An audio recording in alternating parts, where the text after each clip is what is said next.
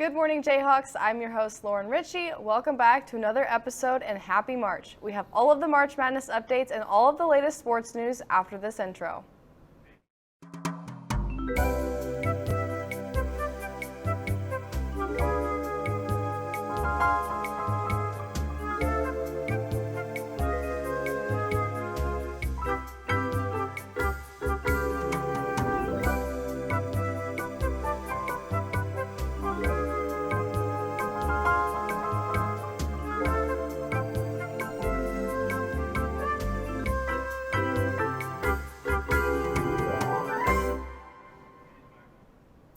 Welcome back, everyone. I have 4 more NBA Jayhawks to break down on this week's League with Lauren. Up first, we have Devon Dotson, who currently resides with the Washington Wizards, but was drafted by the Chicago Bulls in 2020 after the cancellation of the NCAA tournament due to COVID. In his college years, he was a 2-year starter, starting all 66 games, and led the Big 12 in scoring his sophomore year with just over 18 points and finished just shy of 1,000 career points during his time at KU. Udoka Azubuike, a college teammate of Dotson, is with the Utah Jazz for his 3rd year. Azubuike, now joined by former teammate Agbaji, will start to see the court more with the exit of Rudy Gobert, who started in front of him.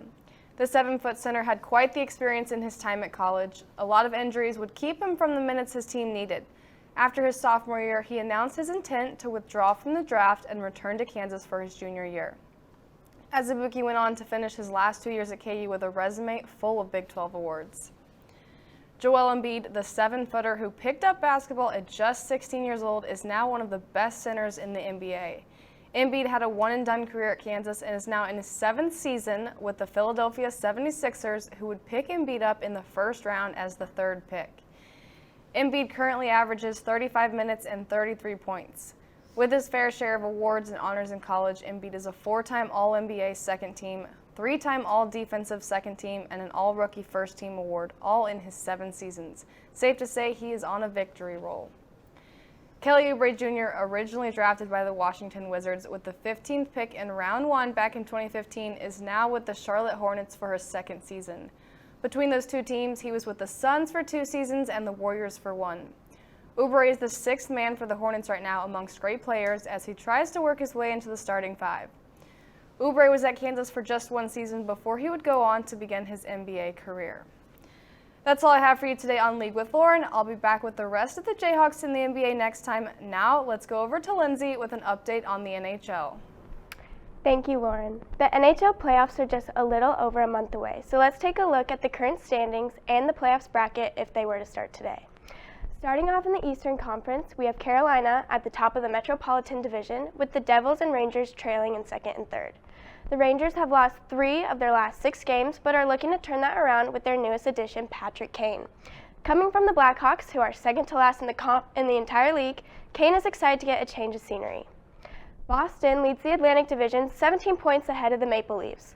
They continue to build their momentum with a 9-game win streak. After last night's win against the Sabres, they became the fastest team in NHL history to reach 100 points in a season. The Penguins are sitting in the wildcard spot, but have continued to prove they're on the come-up, winning their last 4 games. Moving to the Western Conference, the Stars are leading the Central Division, with both the Wild and Avalanche climbing right behind. The Avalanche have made a huge comeback after losing major players due to injuries. They have recently won 6 of their past 7 games, putting them at number 7 on the Super 16 list. The Knights are hoping to make the playoffs this year as they are number 1 in the Pacific Division. They have stayed consistent and sit at number 8 on the Super 16 ranking. If the playoffs were to start today, the bracket would look completely different compared to last season. Looking at the 2 side by side, there are a couple new franchises making an effort this year, but there are also a few teams that did not make the cut. The Florida Panthers dominated last season, getting the number 1 seed in the Atlantic Division. However, this year they are looking at a number 4 wildcard spot. The Blues are similar, as they went from being the 3rd seed for the Central Division to 11th in their conference this year. The Maple Leafs would get an opportunity for redemption as they would be matched up against the Lightning. It will be interesting to see if they can finally break the first-round elimination streak they have become so familiar with. The Islanders, Devils, and Kraken have made a comeback this year after being near the bottom of the league in the 2022 season. The Kraken were last in their conference this past year, but with recent trades and new depth to their lineup, they have climbed to 3rd in the Pacific.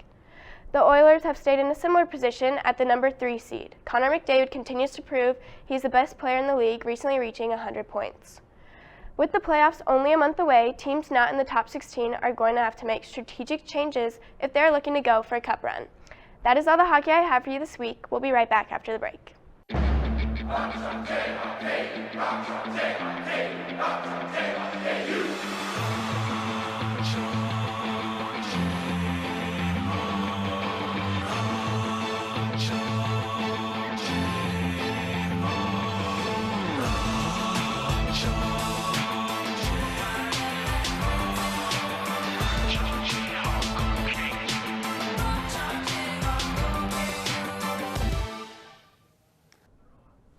Welcome back, and I'm with my friend Liam Carson. We're going to give you our first March Madness updates. This is Going Mad with Liam Carson and Barry Anderson. Liam, just tell me, how are you feeling about March Madness right now? I'm great. I'm doing great about March Madness. I think it's going to be a really good tournament this year. There's going to be a lot of upsets. But to start, we're going to talk about who we think is going to exit the tournament early. My early exit is going to be the Tennessee Volunteers. They have lost 5 of their last 9 games. They're not playing the best basketball.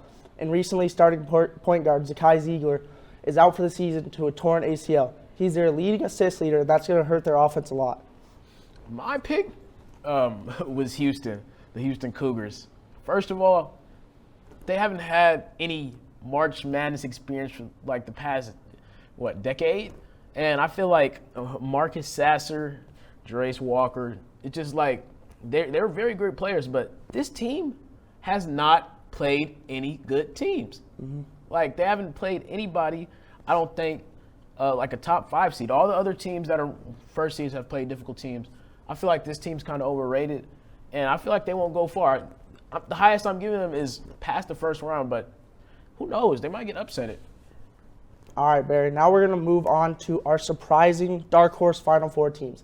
Me and Barry both ride with the Big East. I got the UConn Huskies for 2 reasons. They're number 5 ranked Ken Palm team in efficiency, and they've won 7 of their last 9 games.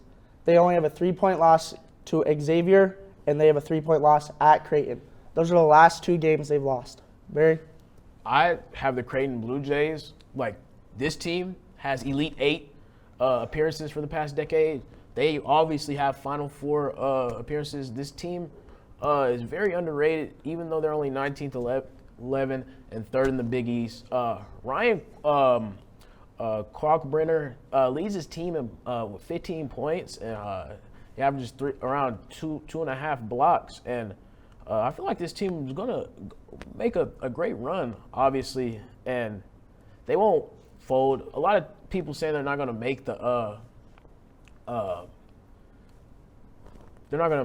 March Madness, but we'll have to see that because they're literally 3rd in the Big East. But they'll definitely be in the tournament. Yeah, they will. All right, now we're going to talk about our sleeper teams. For me, I got the Arkansas Razorbacks. They've been without probably their best player the whole season, Nick Smith Jr. He's their starting point guard. He's recently been back, so if he can be healthy for March Madness, he's a great part of their team and their offense. They've reached the Elite 8 the past 2 seasons, and I think that they can get back. Barry? Liam, hear me out. The West Virginia Mountaineers, let's talk about it. 5 of their players average 10-plus points a game. Is that not team ball? Like, they spread the wealth. You know, Eric Stevenson, their guard, averaging the most points. You see how they play in the Big 12. They'll give a team a run for their money, just like they did the KU Jayhawks in both the games they played.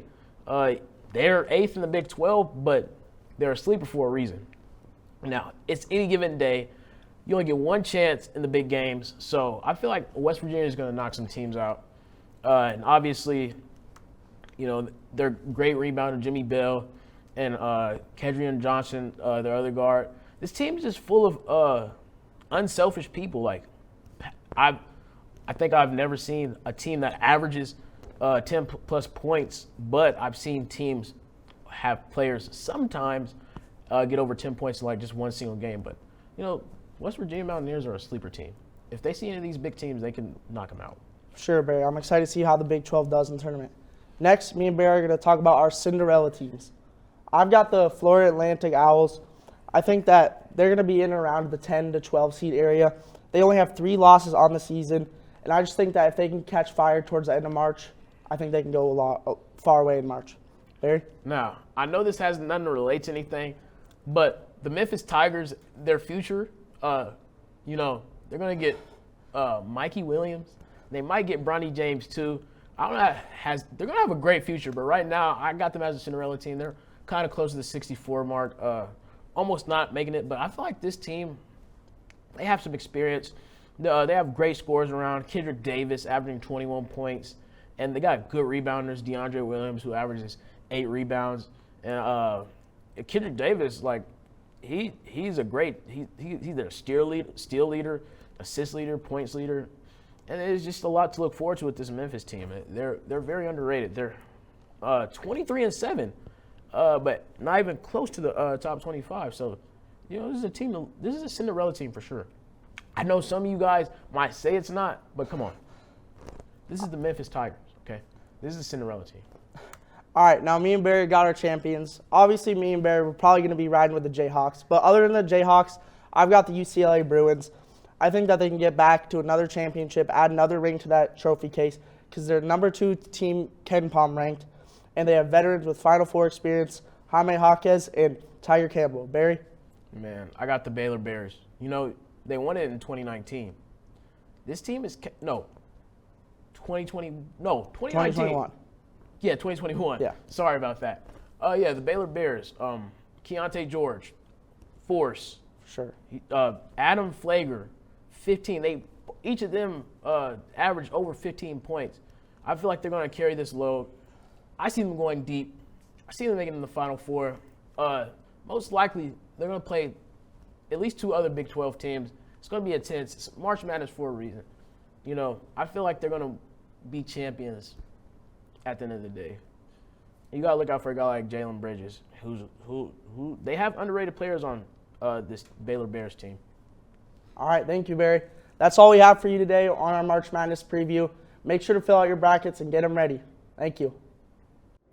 Walking alone in a college town can be dangerous, no matter the time of day.